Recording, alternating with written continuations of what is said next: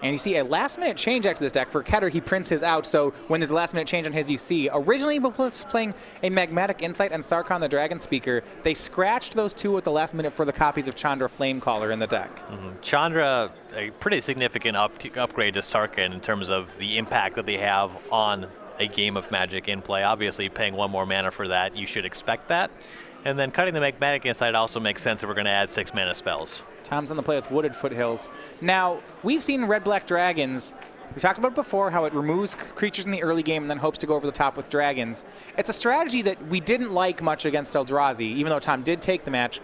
But against this Jeskai Black build, this Mantis Rider Seeker of the Way deck, I have to think Tom's a favorite. I believe that Tom is going to be heavily favored here. There's Jaces, there's Mantis Riders, there's Seeker of the Ways, plenty of stuff to use with that early removal. Ketter does have Crackling Dooms and those Jeskai Charms to try to interact with Tom's big plays, but the Thopter Engineer and the Flamewake Phoenix are just going to shrug things like that off and keep chipping in. Eventually, one of Tom's big plays is going to stick as well. And Jeskai Charming a PN Kira and Lar, forget about it. Yeah, not. Don't really want to do that with those enters the battlefield cards. Jeskai Charm, we saw that last round with Andrew Tenjin, a great card when he was ahead on the board. We'll see whether or not Kent can get there. End step, he will go ahead and evolve his land into a Plains. Looks like he does have a turn 2 Jace available to him. One of his main deck copies of Dispel in hand as well. So that's the trick here, is does he want to wait till he has Dispel up before playing Jace? How much does he need it? In the early game, it's really tough to expect that much for your 2-drop to try to defend it like that. You really just have to play to another Jace or another creature. If you're just doing nothing and building up to Dispel, you're letting the Red-Black Dragons deck play until the turns when it starts making its high impact plays of its own. So if you're waiting to defend a Jace and it's on the same turn that Tom is playing a Thunderbreak Regent, I don't believe you're ahead in this game. All right, so Ken does go for the turn 2 Jace, and immediately Tom shoots it down with a Fiery Impulse as he searches up another Smoldering Marsh. So board is clear for turn 3. So we look back to Tom Ross. It's Bloodstained Mire. Looks like he'll be going for a 3-drop. Thopter, Engineer, and Flamewake Phoenix are his options. Yeah, I know he at least has the Engineer. Don't know if he has a Phoenix in hand.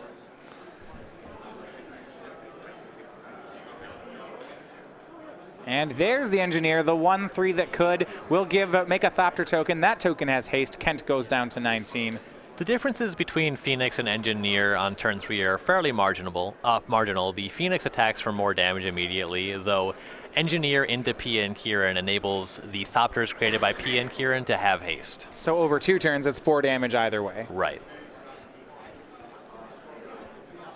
Yeah, I think the appeal of Thopter Engineer is that, say, against other Hordling Outburst decks, I would think this would be... If one player has Thopter's Engineers and the other one has Hordling Outbursts, I like Tom's side of it. You can block Goblins. Another interesting interaction in Tom's deck, he is playing Hangerback Walker. So with Thopter Engineer, you can play it for 2 mana, use 1 more mana to make it a 2/2, so you save a mana on that, or you can just make it as a 2/2 or a 3/3 in the late game and attack immediately. Well, it will be Reflector Mage for Ketter, bouncing that Thopter back off the battlefield. And I mentioned Jeskai Charm not being great against Pia and Kieran. Reflector Mage probably doesn't want to bounce the Engineer. Yeah, well, actually, Engineer just seems excellent against Reflector Mage. I mean, not only did Kent have to bounce a Thopter token, but he can't attack into the 1/3. Yeah, both these creatures just kind of stare at each other. Getting rid of the token at least saves you the damage in the air, though. Tom very unlikely to not have a follow-up. Yeah, players staring at each other should favor Tom Ross as he makes a turn 4 Thunderbreak Regent. That one doesn't stare at anybody. No, that one just... It's up in the air. Kent, even with his kill spells, you don't want to Jeskai Charm Thunderbreak Regents. Feels bad. He's just going to keep playing it. I could use my Jeskai Charm to do 4 damage to you, or 3 damage to me. Wandering Fumarole, the play for Kent. No plays, we pass back over to Tom Ross. Kent, heavy on lands, it looks like here. And quite the follow-up for Ross here. And now the Thopter Engineer is not staring at anybody either. Kolaghan the Storm's Fury is going to be dashed. Now remember that the creature's all getting +2/+0. Kolaghan triggers off each dragon, so that's a swing for 12. Kent chumps with the Reflector Mage. And the 1-2 punch we've seen out of the Red-Black Dragons deck ends the game immediately. Yeah. This is So pretty much impressive. how I expected this match to play out. To be fair, Kent did draw a lot of lands, but I think that Tom's cards just match up very well. So just impressive win there for Tom Ross. Up a game now on Kent Ketter. We'll go ahead and look at the sideboards. We have not a matchup we've had yet on camera. We've seen both these decks, but not against each other. So looking at Kent's sideboard, he has 2 Disdainful Strokes, 3 Kozilek's Return, 2 Negates, 2 Roasts, 3 Self-Inflicted Wounds, and 3 Soulfire Grandmasters. I think the Disdainful Stroke is a clear inclusion, but do we like anything else? The only other card that I'm looking at is Soulfire Grandmaster. The ability to gain life could matter a lot on these big Kolagon turns. If you're able to gain some life with the Jeskai Charm, that kind of helps you race. You at least can mitigate a Thunderbreak Regent with Soulfire Grandmaster and chaining some burn spells. Tom has a lot of answers for Grandmaster, though. You might just bring it in. You do have a lot of creatures already, so it's not like Tom's removal spells are just being turned on by the inclusion. Eventually something will stick, so having the extra creature is good. Potential life gain is good. I wouldn't be surprised to see that one, though mostly we're just excited about the strokes. Yeah, on Tom Ross's side, I mean, his main deck looked very good there. Now, he does have some options. Cards like Kolagon's Command can give him extra value against True Drops. What else do we like here? Self-Inflicted Wound kills most of the creatures in Ketter's deck. It doesn't deal with Jace, but it does deal damage. It's worth considering. The full 4 seems a bit aggressive, but we might see them all come in. 2 of them. If you draw 2 in a hand, one of them might be dead. Yeah. Especially if that's the removal spell that you draw on your opener and Kent just leads on Jace, it feels pretty bad. Tom has those 4 Transgress the Mind. This is the first matchup where I'm not in love with them. We're looking at Mantis Rider, Reflector Mage, Goblin Dark Dwellers, and Dig Through Time. Just sure. Hey, there's enough hits. You know, he also has Chandra Flame Callers. We might see them come in. I don't necessarily love the full 4. I think that Tom just wants to put his cards on the table and force Kent to deal with them. All right. Well, these players getting ready for Game 2. We're talking about the official shirt of the SCG Open Series. That is our Star City Games shirts. 50-50 cotton poly made in the United States. You too can look like Tom Ross. Indeed. There he is again. Great model. Sans leather jacket, though. Right. That one comes separately. You got to show off the shirt. There are no Star City Games leather jackets yet. Probably if there never. was one, Tom would be wearing them. Yeah, you better believe it. All right. Find out more at starcitygames.com/apparel. I don't know, though. If there's a logo, I mean, he'd pull it off. I have faith that he'd pull it off. Oh, yeah. Look at him.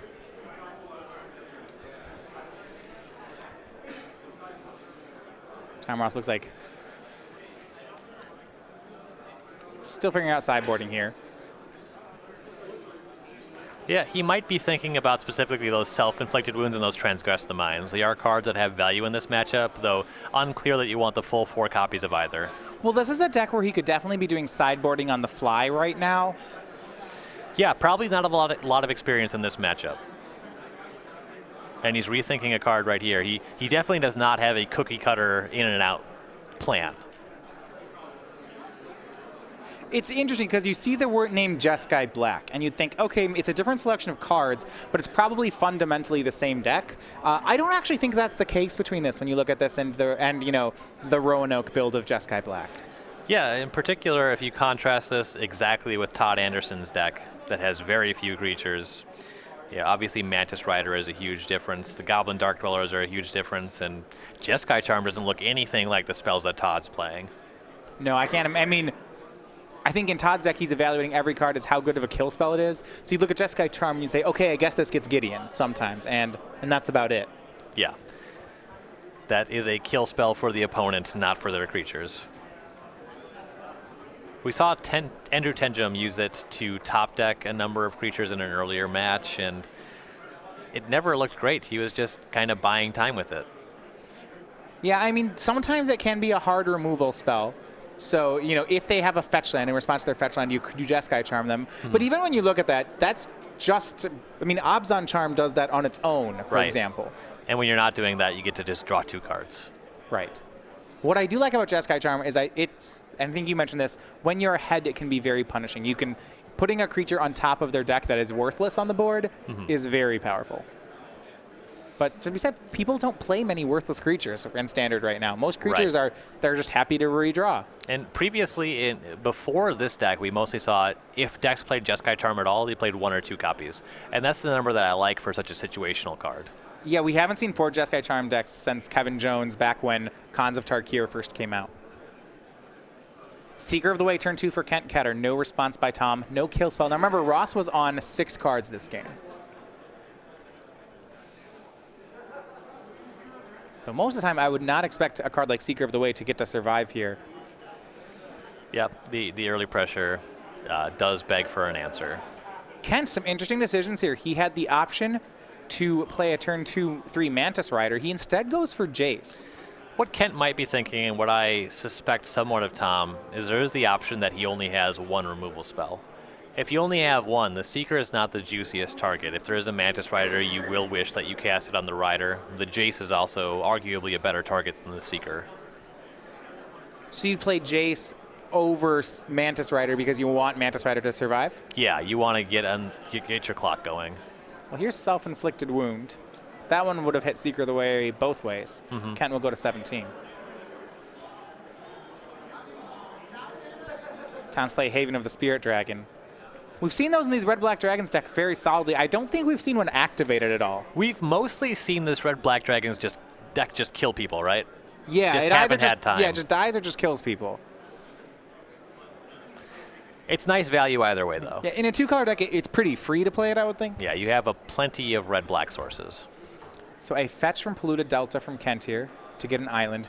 It'll be interesting to see if he wants to fetch that Wooded Foothills as well, whether he wants 4 or 5 cards in his graveyard for Jace. Yeah. It looks like he wants the Planeswalker, so he's going to go ahead and put a 4th card in the yard. Probably feeling pretty good about the hand. Well, essentially, you don't always want Jace to flip if you have no instance in your, for example, in your graveyard. Yeah, not being able to minus it right away is something to consider. Mostly you try not to flip it if it means, it usually telegraphs that you want 2 loots. And a draw from Kent. You see Soulfire Grandmaster has come in out of the sideboard. Yeah, and it looks like there's just a bunch of spells in hand, and so the Jace is better flipping. He just wants to cast all of these. He'll plus it immediately. The rest of his hand, Soulfire Grandmaster in play. He's going to hold up Disdainful Stroke. I like it.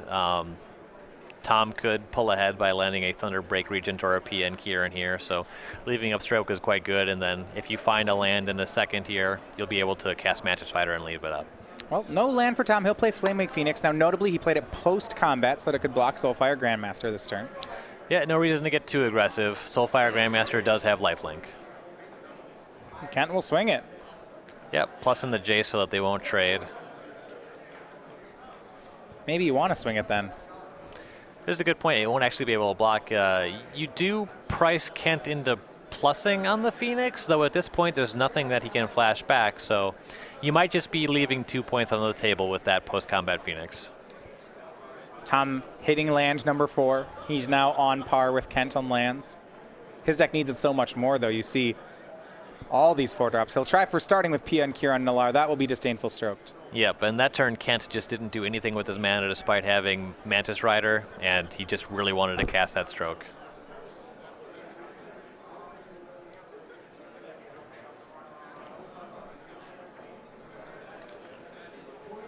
An attack there by Flamewake Phoenix. It's a 0-2, so no damage dealt.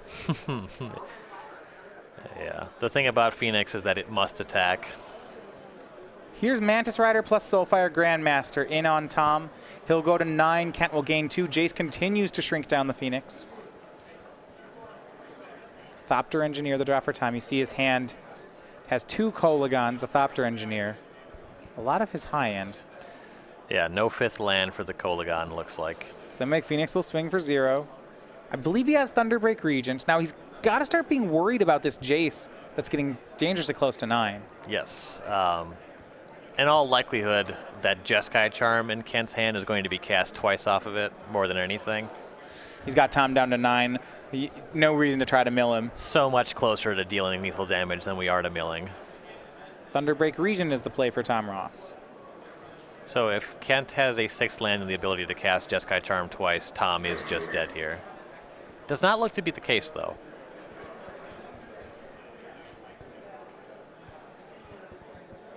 So it looks like the play is going to be, I wonder if it's Mantis Rider? Yes, it's going to be 2nd Mantis Rider. I thought he made Jeskai Charm the Thunderbreak to the top of the deck here, actually, and then swing for 5. It would get rid of all of Tom's outs. I think that your margins are pretty small here.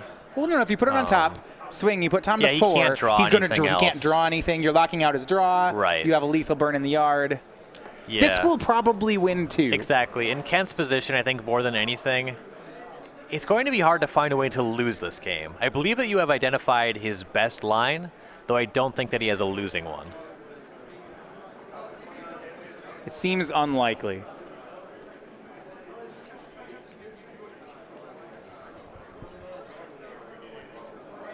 Jace will +2 to target Thunderbreak Regent. Tom sends the 3 damage at Jace. And then he'll block Soulfire Grandmaster, so Tom goes down to 3.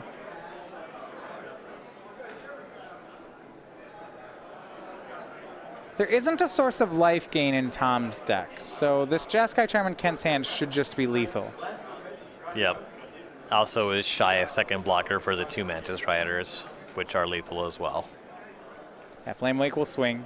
Kent will... And Jace will go to 4. As I say, Kent will go to 19. Well, those are blockers, but the Jeskai Charm is still lethal. All right, so we are even it up at one game apiece. Kent Ketter taking that one over Tom Ross. The thing about Red-Black Dragons is that when you're relying so much on your 4s and 5s as your power cards, right? Pian Kiron, Thunderbreak Regent, Kolagon. We saw Tom there stick on 3 lands for 1 turn. It just seems so punishing at that point. You know, he was just Flamewake Phoenix is hardly a card. Right. The fact that it has to attack, the fact that you're in trouble against Jace. Actually, after watching that game, I am much colder on Transgress the Mind in this matchup. Most of the spells that can't use that matter there actually cost 2 mana. It was the Disdainful Stroke that was quite back-raking. It's the Jace, a number of 2 mana creatures. The Mantis Riders were, of course, good, but Tom's not short on removal to kill them. So maybe we just ignore the hand and just play on the board. Kent's deck's a lot more aggressive than many of the Jeskai decks we see. And that makes discard worth quite a bit less. Yeah, when in really fast matchups, you need to be paying mana to trade with cards that your opponent paid mana for. When you're playing a discard spell, you're getting a lot of flexibility. You get options, but you are trading a 2 mana spell for a 0 mana spell because they never cast it. Right. So it's a non-board impacting play. Yeah, and certainly if the choice is discard spell or removal spell, if I'm Tom, I'm picking removal spell every time. Yeah, a lot of great removals you mentioned in his deck.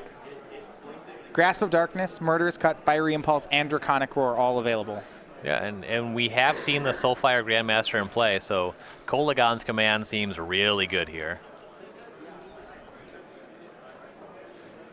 Especially on the play. Kent says his turn 2 play is Soulfire Grandmaster, Seeker of the Way, Jace. Tom just playing Kolagon's command to kill it and make Kent discard a card. Makes it pretty easy to control what Kent's doing from there. So starting next week, Star City Games will be hosting the Regional Championships. This is during the weekend of the Pro Tour. Now, we do Regional Championships twice a year. These will be the modern Regional Championships. This is the Season 1 Champs 2016. What does that mean? That means you can compete in your region to try to become Regional Championship. This happens all over the country, and we get a free playmat and a Scent of Aya token to the first 200 players. Now, you want to find the location nearest you. We have them all listed here and at and on our website. Now, it's not just that championship. This is also part of the SCG Tour. So that means if with a good finish, you'll get awarded SCG points. And if you finish top 8 in the tournament, you'll be qualified for our next invitational. So a lot going on this weekend in Modern. Come compete with the newest decks of the format with Oath of the Gatewatch. StarCityGames.com/regionals. And if you like that Ascent of Aya playmat, which you should, it's gorgeous, then you want to go ahead and pre-register right away. Guarantee that you'll be able to pick one of those up. Yeah, they only are in supply for the first 200. So on to game 3 here. Ross versus Ketter. This one, as we said before, this is for most likely for top 8. These guys are no stranger to playoffs for a top 8.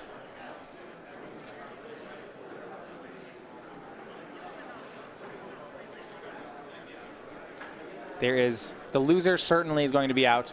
The winner, not 100% in. I believe there is a chance that one player at X3 will miss on breakers.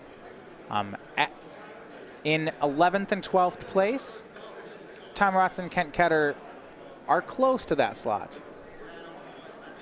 But they're not in it right now. They would have to be jumped. Tom Ross is one player that I would really just like a window into his mind. He's a very soft-spoken guy, but he's also very obviously very thoughtful. Thought a long time about this opening hand. I would just like to be able to pick his brain, you know? Because if you asked him about it, he'd probably say, I think it's good. And that'd be what he said. Ketter keeping on 6. So we'll start once again with Tom on the play. See Ketter 6. Multiple Mantis Riders, multiple Jeskai Charms, 2 of each, and 2 more lands. So he will, I believe, have turn 3 Mantis Rider, turn 4 Mantis Rider, and 2 Jeskai Charms. Kind of a throwback Jeskai deck here, if you will. But will that be enough? Tom plays a second land and passes. You see he's at the ready with a card like Draconic Roar. He has a Fiery Impulse. That one won't deal with Mantis Rider immediately, but it has the potential to do that. Handful of Mantis Riders, great way to start. Handful of Jeskai Charms, much less exciting. Thopter Engineer is the play for Tom. He'll swing in for 1 with the Thopter. Kent looks like he's going to crack back with a Mantis Rider. He had 2 Wandering Fumaroles on the first 2 turns. Yeah, nothing to do with the mana anyway, so that's actually pretty great for Kent. Well, see, we know Tom has 1 removal spell in Draconic Core, and it looks like Kent's picked up a 3rd Mantis Rider. The issue with Kent's hand is he's a very long way from a 2-spell turn. Yeah, his hand doesn't afford him, it affords him very few options. I mean, he basically has to play a Mantis Rider every turn, then send them into the red zone. If Tom simply has a Thunderbreak Regent, this already becomes problematic. Yeah. Kent's in a lot of trouble if that is the play for Tom. I mean, he can Jeskai Charm them. Sure can. Not... Then we both take 3 and just do it again. Yeah, not convinced that this is a great line. It's probably what you do. Maybe. That's not a thrilling spot. It will be Draconic Roar, revealing Kolagon. Kent takes 3, make that 4-5 off the Thopter Engineer and its Thopter. Kent down to 13. Good turn for Tom. Wonder if he has a Grasp of Darkness or anything up on this mana for a removal spell. Well, let's see. It's another Mantis Rider, and no, it's going to connect. No Grasp, no second Draconic Roar. All right. Draw for Tom. Pia and Kiran Nalar. Remember, those artifacts they make, the Thopters will have haste because of Thopter Engineer, but not much help when Mantis Rider's on the board. Right. Ooh, beat downs. I'm I intrigued. like it. Well, he has Fiery Impulse in hand. I think that's what he's doing. And then, this is a cheeky play. The post-combat Pia and Kiran Nalar. Oh, yeah. Well, can't play a pre-combat. 3rd Mantis Rider. They're going to swing. Does Tom chump? Does he take? If he takes it all, he'll go down to 7. Kent does have 2 Jeskai Charms. Then he's 1 land off the top away from being able to cast both on the following turn. Huge decision here for Tom Ross. So Kent's at 11, so what Tom might be trying to piece together is whether or not he's able to kill Kent on his turn. He does have that Kolagon, but makes 1 chump anyway. Chumps with 1 Thopter. Well, he doesn't have another dragon in play, so the pump, even if he had the land for Kolagon, is only +1. I think we're at +2, it would be a clear-cut scenario for him. These Thopters would all be 3/1s. They trade with Mantis Riders. Everything would be great. Yeah, things are a couple shades shy of great here. Tom Ross with a great opening hand, but he has stumbled on lands at what may have been just the wrong time. You see his hand. Flame Wake Phoenix, Kolagon the Storm's Fury, Fiery Impulse. Only 1 spell in the graveyard for Fiery Impulse. Tom is not a spellmaster. Red-black mages rarely are. A swing of just Thopter Engineer. Yep, may as well make that attack. The token would be able to finish off, by using Pia and Kiran and a Thopter to be able to finish off a blocking Mantis Rider. And he plays another Thopter Engineer. Both Mantis Riders swing. What will Tom looks like? We'll put a Thopter in front of each of them and then use Fiery Impulse to finish off a Mantis Rider. Like that a lot from Tom. I like it as well. Now, if Kent was, he could have Jeskai Charm pumped to save. But he said that's not how he wants to use them. Kent did pick up a Goblin Dark Dwellers. Unfortunately, the land that he just played, the 6th land, is an Evolving Wilds. If that were not the case, if all of his mana were untapped, he could Charm, untap Dark Dwellers for lethal. Right. But, it is a lot of burn here. Even still, he's pretty dang close. Tom needs to get to that Kolagon, and quickly. I think where he's at now is wondering whether or not if he plays a post-combat Phoenix and draws the land for Kolagon, is that enough to win on the next turn? Yeah, Kent has a lot of mana up here. And a couple of cards in hand, so there's a lot for Tom to think about. I mean, this matchup has been, I mean, it has felt like a red mirror. You know, it's burn flying back and forth. You can't play for the late game. So Tom will swing. Pierre and Kieran, both Thopter Engineer swing. Kent takes all 4 damage, goes to 6. Yeah, there's no way that Tom can just deal 6 damage, so seems safe.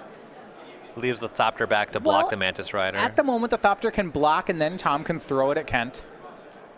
Those 2 Flamewake Phoenixes don't seem like they do much. And here's the post-combat blade from Tom. It's a second copy of Pierre and Kieran Nalar. This is a good follow-up. Left the other Thopter up anyway, in case there's a removal spell or 2 removal spells. Also suggests to Kent that that's the line. Maybe entices him to block and force him to throw the Thopter. Wow. All right. So Kent will go ahead and crack Evolving Wilds. He'll Jeskai Charm Tom down to 6. Now remember, you talked about Kent getting up to enough mana to cast more Jeskai Charms. Those are uncracked fetch lands he has on the board. That's true. That would put him down to 4. Pian Kieran shoots in increments of 2. Each point matters now. Yeah, basically, Kent really wants a way to win this turn. Cracking this 1 fetch looks a lot like casting a Dark Dwellers here. And if that's the play, I don't know if that's good enough. I mean, maybe we have to give our Mantis Rider lifelink and swing. It's I know possible that's not good. The turn when Kent did not save the Mantis Rider with the Jeskai Charm. I think he was supposed to do that here. If he dies with a Jeskai Charm in his hand, that's going to look like a turn he'll want back. Yes, absolutely. Okay, there's the second fetch land, so it's possible Kent has picked up another 3-mana spell. We'll see what it is. It's just 2 Jeskai Charms. Yeah, he just has lethal, and he's just slow rolling. Only has single white. Couldn't even do it. Would have had the option to fetch Rare Plains there, but declined. Looks like it's Crackling Doom. Well, that looks pretty lethal to me. Only single white, though. Did Kent just fetch incorrectly? That looks like a Flooded Strand, and that looks like a basic island. I'm checking here. Kent does play a basic Plains. Well, the basic Plains is in play. Oh, so the basic Plains is in play. He has enough basics. He has a Prairie Stream. He has Plains Mountain. The Prairie Stream would be untapped. I think that Kent just threw away the game. Oh, no, and he realizes it, too. Yeah, the hand's Dark Dwellers, Crackling Doom, Jeskai Charm. He could Doom... That's Crackling Doom plus Jeskai Charm is 6 points of burn. Oh, no. All right. He knows he missed it. Now the question is, can he salvage? Now he's got to think, all right, this is one of the hardest things to do, is when you know you've thrown away a game, just recovering and just forget about that and try to think, can I still win? Well, he hasn't just put himself off of lethal. He's also put himself off of casting 2 spells on this turn. So he's going to Jeskai Charm away the Pia and Kieran Nalar. He's just dead. Yeah, those Thopter tokens are going to have haste. You have to hope that Tom doesn't see it. And this is the hardest part. When you know you've done something that punted, right? You know you messed up. What you have to do is you have to recover and know that you can still win. And Kent makes a play that dies on board. That has to sting if you're Ketter right now. Yeah, he is not happy with that. And Tom, ever the polite competitor, but you saw the rare smirk from him, and I think he knows that he just stole one. He just stole one. And Kent coming back to it. Good with the congratulations. It's a tough one for Kent Ketter. Yeah. Tom Ross, 12-3. Fingers crossed. I believe he'll be in the top 8, but we'll confirm that one once we make our top 8 cut. Either all the X3s make or one misses, depending on what happened that round. Yeah, and that's a high-pressure match. Maybe you just don't see things as small as having 2 white mana. He had a bunch of dual lands I think in play. we've all made that mistake where you don't get the white mana. Now, what and it's such a hard skill to learn as a player, is at that point when you're Ketter,